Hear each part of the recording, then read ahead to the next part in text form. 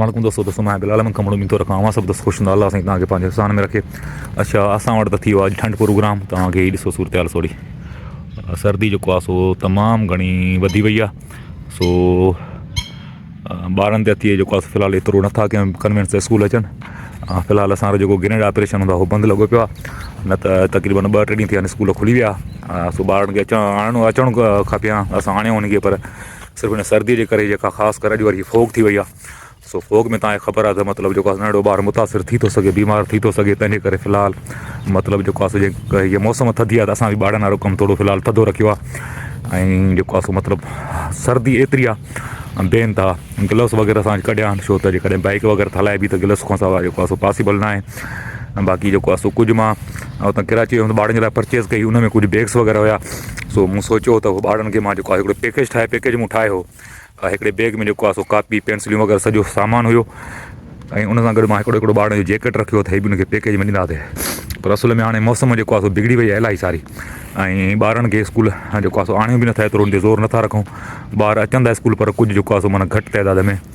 सो मां चयो त हिन सर्दीअ में निकिरूं था, ॾिसूं था असांखे जेको ॿारु हाणे मिलियो, ऐं हड़ी सर्दीअ में जंहिंखे जैकेट न हूंदी पातल त लाज़िमी ॻाल्हि आहे उहो ॿारु मजबूर हूंदो, हुनजी का मजबूरी हूंदी, न जैकेट न हूंदी।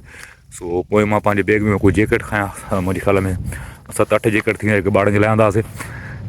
निकिरंदुमि हाणे थोरी देरि में बाइक ते, पोइ जेको जिते ॿारु मिलियो तव्हांखे ॾेखारींदासीं त हुनखे जैकेट ॾियूं था। ऐं जेके जैकेट्स वग़ैरह आहिनि या जेके बैग्स आहिनि न, इहे मतिलबु मां दोस्तनि खे इहो क्लियर कंदो हलां त कुझु दोस्त जेको आहे सो मूंसां डोनेशन कंदा आहिनि ऐं चवंदा आहिनि त तव्हांखे जिते मुनासिबु लॻे त असांजो उते तव्हां ख़र्चु कयो। सो मतिलबु हीअ जेका बि शइ हूंदी आहे, कुझु कापियूं हूंदियूं आहिनि, बैग्स वग़ैरह या अहिड़ियूं शयूं जेके असां ॾींदा आहियूं, कंहिंजो नालो न खणंदा आहियूं, त उहे सभिनी दोस्तनि जी जेके मूं ॾे डोनेशन कंदा आहिनि उनजी कंबाइंड हूंदियूं आहिनि उहे शयूं, उहे कंबाइंड असां हलाईंदा आहियूं। इहो तव्हां सभिनी दोस्तनि खे ज़हन में हुजे। ऐं मां जेका ॿारनि खां दुआ उहो बि तव्हां सभिनी जे लाइ कराईंदा आहियूं, ठीकु आहे। ऐं जेको आहे सो जेका इन्हनि ॿारनि खां दुआ कराईंदा आहियूं त उहे जेके बि दोस्त उन्हनि जे लाइ कराईंदा आहियूं। मतिलबु इन में काफ़ी 4-5 क़िस्म जा जेको आहे सो माण्हू हूंदा आहिनि जेके एड हूंदा आहिनि असां सां गॾु, जेके असां सां गॾु एड हूंदा आहिनि। ऐं ठीकु आहे, सो उहा तव्हांखे हिन शइ जी नॉलेज हुजणु खपे। हाणे ॾिसो पोयूं धुंध जी छा सूरत हाल आहे, तमामु घणी जेको आहे फोग थी वई आहे। ऐं तक़रीबन राति मुंहिंजे ख़्याल में एतिरो टाइम बि न हुयो, मां शहर में मोटियुमि, गाॾी ते हुउमि जेको आहे सो पंहिंजे कार ते हुउमि, त रस्ते में मूंखे जेको आहे सो मतिलबु ॾाढो जेको आहे सो हिन फोग जेको आहे डिस्टर्ब कयो। सो अॻिते ॾिसूं था असां जेको आहे सो ॿारनि खे जेको आहे सो सामान बि ॾींदासीं। ऐं ॿियो मां तव्हां दोस्तनि खे थोरो जेको आहे सो अपडेट बि ॾियां मौसम जी, त असां वटि मौसम जी सूरत हाल इहा आहे, ऐं ख़बर न आहे त तव्हां वटि मौसम जी सूरत हाल छा हूंदी। सो तव्हां बि कोशिशि कजो त पाण जेको आहे सर्दीअ खां बचो, पंहिंजे ॿारनि खे बचायो।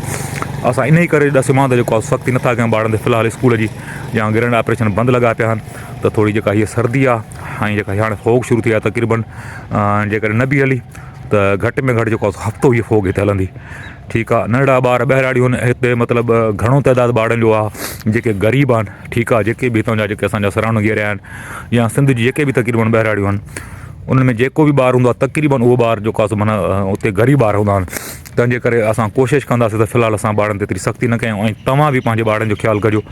हिन जेको आहे मौसम में हूअं ई ॾिस मां त पंजाब में मोकल हूंदियूं आहिनि स्कूल खे, पर असां वटि सिस्टम न आहे। हा ठीकु आहे, उहो गवर्नमेंट जी हिकिड़ी पंहिंजी पॉलिसी आहे, उनखे असां कोई चैलेंज वग़ैरह नथा करे सघूं। सिधी ॻाल्हि आहे, जेकॾहिं असां गवर्नमेंट जे इदारनि खे चैलेंज कंदासीं त पोइ ख़बर अथव पाकिस्तान आहे, हिते जेको आहे सो मतिलबु हक़ीक़त चवण वारनि सां छा थींदो आहे सभिनी खे ख़बर। तंहिंजे करे असां जेको आहे सो कंहिं बि क़िस्म जी कंहिं इदारनि सां छेड़छाड़ न कंदा आहियूं। को बि इदारो हुजे बसि पंहिंजे कम सां कमु रखंदा आहियूं।